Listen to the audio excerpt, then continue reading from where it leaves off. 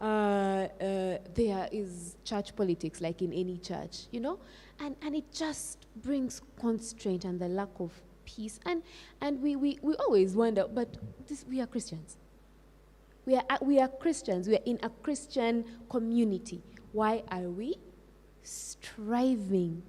You know, I just want us to talk a little about that and about our experiences as Christians in this community who want to be peaceable but fail because we are not peaceful. You actually speak of facts. You actually speak of the heart of the matter. Christianity is not what we speak. Christianity is not how well we dress. Christianity is not how well we know the theology of the Bible and how best we can explain the doctrines. Christianity is how practical we share with others the truth that we know. And so when you speak of conflict that exists between church members, elders and fellow churches, we have even seen churches that actually people bring out pangas to kill, or either to fight or to stop a certain community from entering a certain church. So conflict will exist. And like I said, the moment you have more than two people in a room, there is potential for conflict. But then the question is, how then do we take out this umbrella of conflict within the church? For me, my first thing is, are we converted? That should be the discussion. Are we truly converted? Are we truly converted? Without true conversion, there cannot be true peace. I don't mind how good you are in explaining the theology. I don't mind about you if you're a professor. But what little things do you do that bring peace? Those ones separate you from one that has studied all the theologies and you can explain all the beasts and everything, to someone who does not even know a lot of quotations from spiritual prophecy and from the Bible, but they are living the little Christian principles of bringing peace. Because at the Sermon on the Mountain, Matthew 5:9, Jesus said that, we could read Matthew 5:9. Matthew 5:9.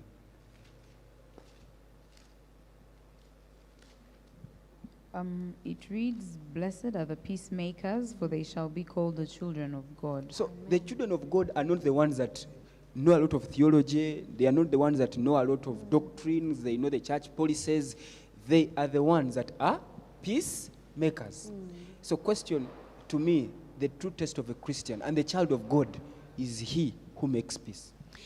Thank you. Now, there is this other part. You see, we've said that conflict is part of life. And we need to be peaceful internally in order for us to be peaceable. And that this brings us to the question of resolving conflict in a bid to pursue peace. Have there been situations in your life, Tutu, where you've tried to pursue peace by trying to resolve conflict and still lost the relationship, but still live peaceably with someone? Do you understand my question? Yes.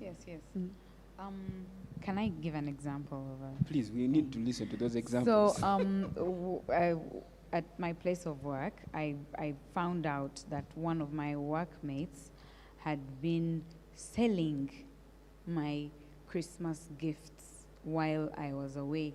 And I didn't even know that they were gifts for me until the people that sent them to me were asking, "Oh, did you receive our Christmas gift? Did you receive this?" So when I went to the reception and I asked, like, what happened to the gifts that these people brought for me?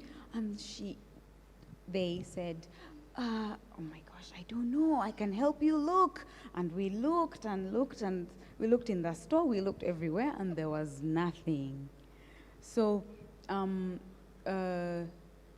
fast forward to maybe 3 months later, one of my other workmates told me, "Oh, yeah, we bought some of these things from so and so. She sold them to us," and she met my workmate mentioned exactly what I had been given as a gift. And I found out that she'd been selling these things for years.